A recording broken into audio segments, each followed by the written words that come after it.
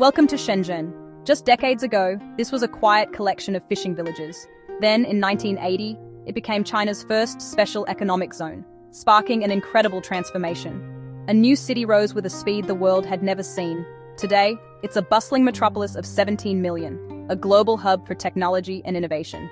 In this video, we'll explore Shenzhen together, organized in a simple way. Past, present, and a plan for your visit. First, we'll uncover its journey from a quiet fishing village to a groundbreaking special economic zone.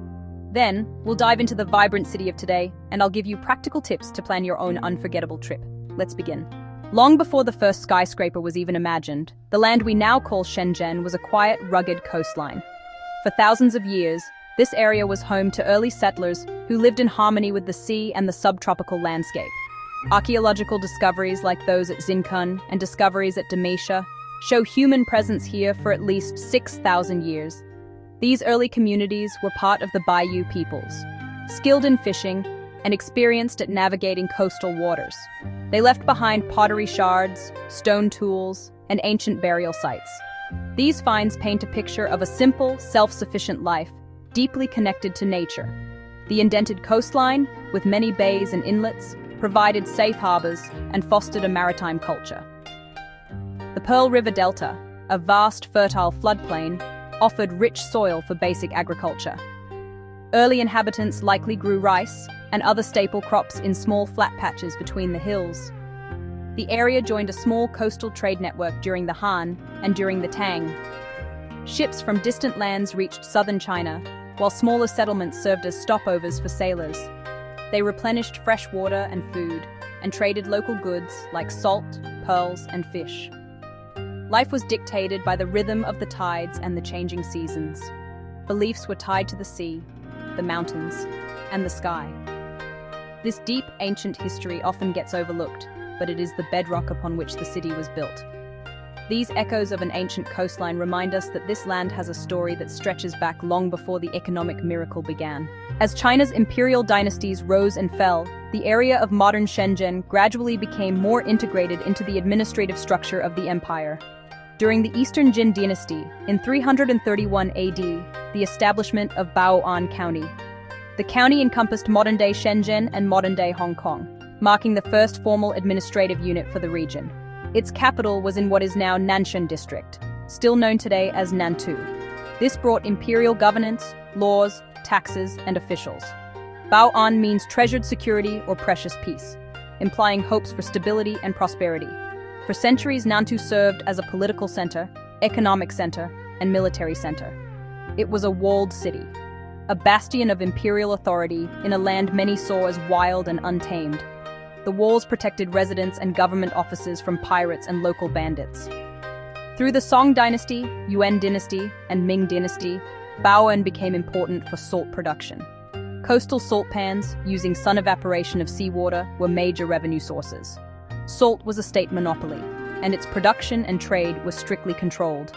The industry brought economic weight, attracting merchants and laborers, and linking Bao'an to the wider empire. The military set up garrisons to protect the salt trade and defend the coastline, reinforcing Nantou's strategic role. The legacy of Bao'an County is still visible in Shenzhen today. Xin'an, Nantou. Ancient city has been partially preserved and restored. Walking through old gates and narrow alleys gives a glimpse of pre-modern history. It contrasts sharply with the sleek skyscrapers around it. A quiet reminder that this was once a modest county seat, not a global metropolis. Bao'an's long history gave a sense of identity and an administrative framework that later enabled transformation. By the mid-20th century, the grand history of Bao'an County had faded into the background.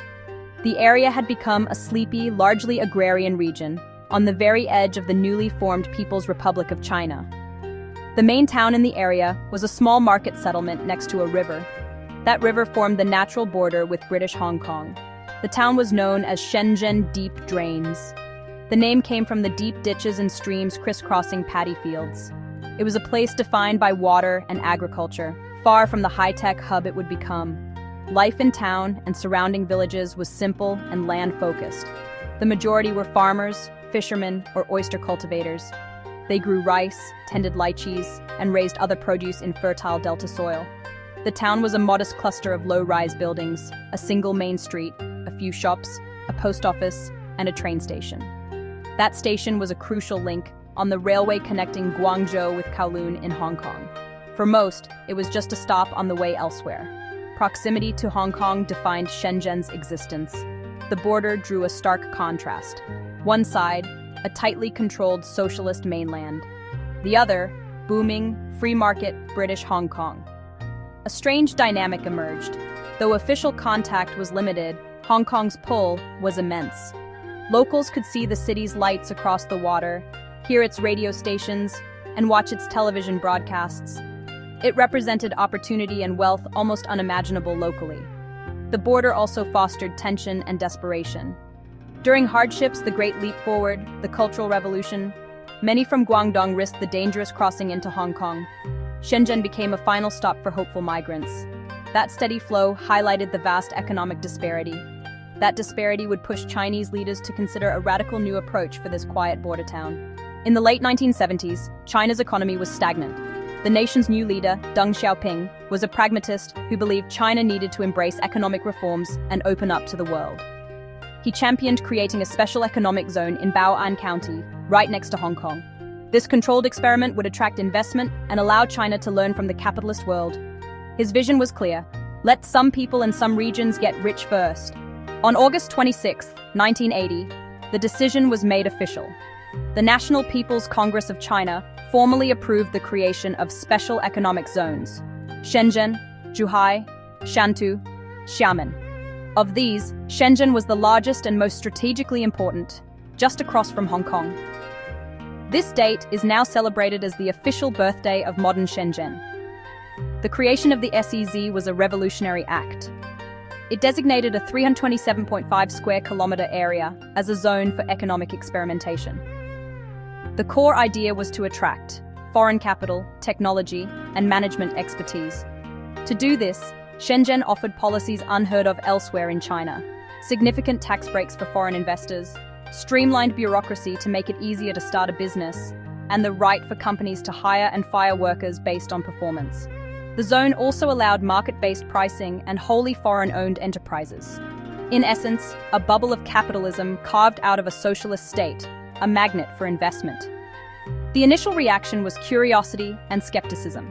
Many international observers doubted it would succeed, but Hong Kong entrepreneurs were among the first to act. They faced rising labor and land costs. Shenzhen offered a solution across the border. They moved manufacturing to Shenzhen to take advantage of cheap land and abundant labor, while keeping management and finance in Hong Kong. The front shop, back factory model fueled Shenzhen's early growth in industries like textiles, toys, and electronics assembly. For China, the SEZ was also a school, a place to learn how markets worked, how to manage modern factories, and how to compete globally. Knowledge from Shenzhen was studied nationwide. Successful policies were adopted elsewhere. It was, as Deng Xiaoping famously said, like crossing the river by feeling the stones.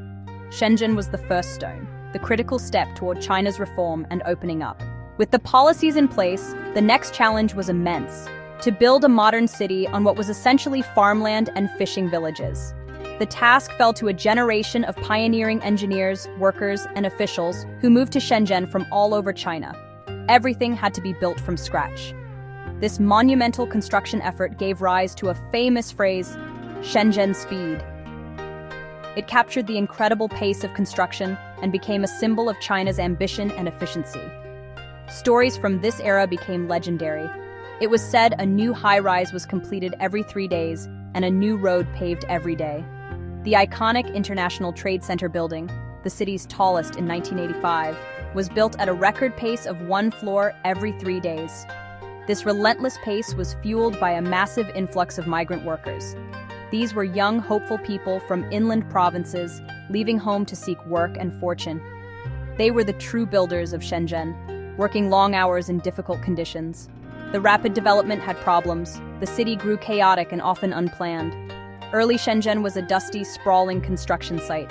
There were housing shortages, power outages, and a lack of social services. It was a tough, gritty frontier town. But there was also optimism and energy. People believed they were part of something historic. The slogan, "Time is money, efficiency is life," displayed at Shekou Industrial Zone, reflected a culture of hard work and high stakes. From 1980 to 1990, the population exploded from around 30,000 to over 1 million. The economy grew at over 40% per year on average. The landscape transformed from rural fields to factories, office buildings, and apartment blocks. Shenzhen speed was about social and economic change too. The city became a symbol of the success of the reform and opening up policy. It proved the experiment worked, paving the way for even bolder economic reforms across the country in the years to come. Shenzhen today is defined by its breathtaking, ever-growing skyline. This vertical city is a forest of glass and steel, a powerful testament to the Shenzhen speed. Architectural marvels dominate, with the Ping An Finance Center as its crown jewel, one of the tallest buildings in the world. At night, the skyline transforms into a spectacular light show.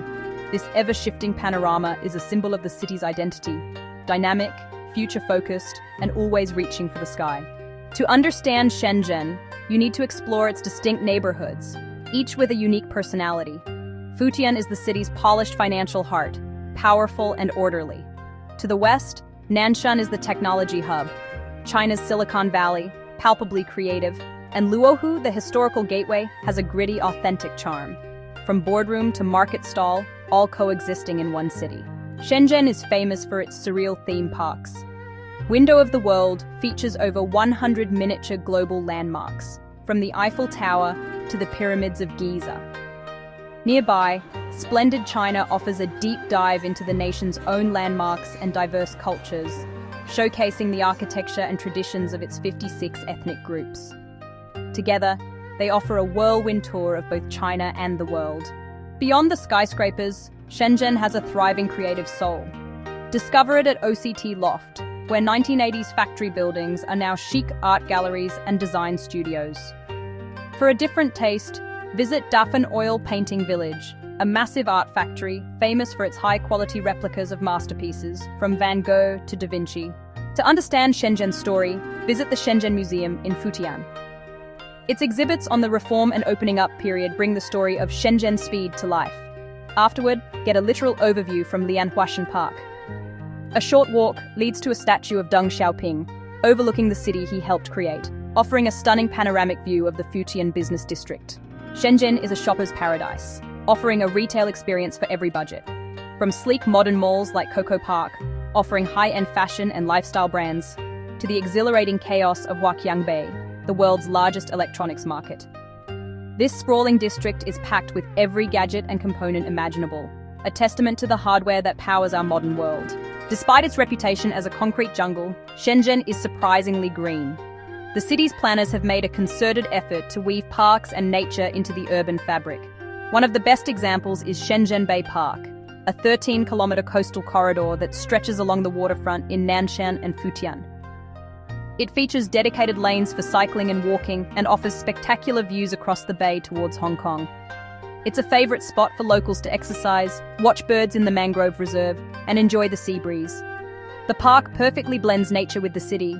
In the evenings, the park comes alive with families, couples, and groups of friends enjoying the cool air and the stunning sunset. The park culminates near the impressive Shenzhen Bay Bridge, which connects the city to Hong Kong.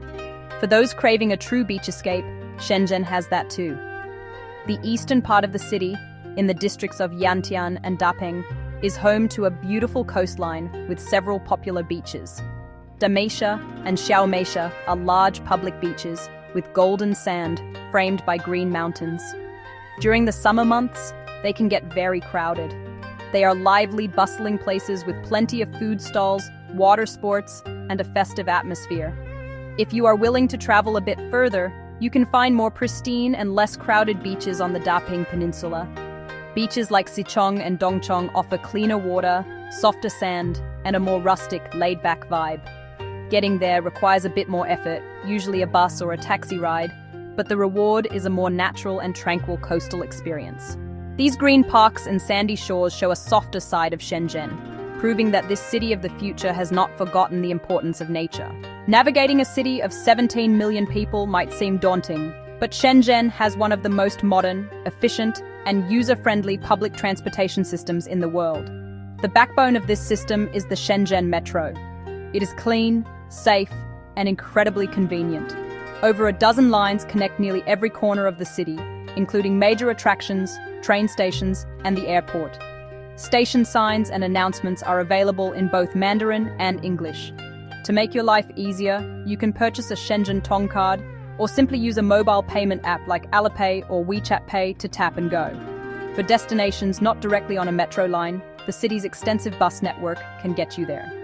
Taxis and ride-hailing services like Didi Chuxing are also widely available and relatively inexpensive. Just be sure to have your destination's address written down in Chinese characters to show the driver. A quick note on visas. Most foreign visitors will need to obtain a visa for China in advance. However, Shenzhen offers a special 5-day visa on arrival for citizens of many countries, available at specific ports of entry like Luohu Port and the airport. This special visa only allows you to stay within the Shenzhen Special Economic Zone. Be sure to check the latest regulations before you travel. Finally, a few language tips will go a long way. While English is common in tourist areas, Mandarin Chinese is the main language.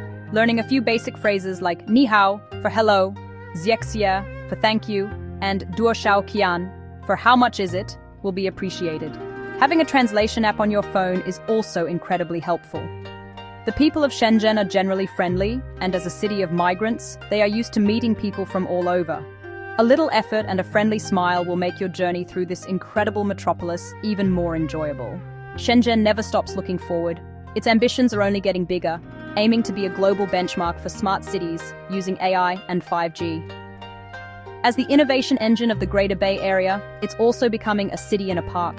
This relentless focus on tech and green development redefines what a 21st century city can be. If you only have one day in Shenzhen, you'll want to focus on the highlights to get a real sense of the city's scale and story. I suggest starting your morning at Lianhuashan Park for that iconic view. From there, take the metro to the Shenzhen Museum to learn about the city's transformation. For lunch, head to a bustling area like Coco Park. In the afternoon, immerse yourself in the surreal experience of Window of the World. With 3 days, you can explore the city at a more relaxed pace and dive deeper into its different personalities. On your first day, follow the one-day itinerary. Day 2. Dedicate time to Shenzhen's creative and commercial side. Spend the morning at OCT Loft and the afternoon exploring the Huaqiangbei Electronics Market. In the evening, head to Dongmen Pedestrian Street for shopping and street food.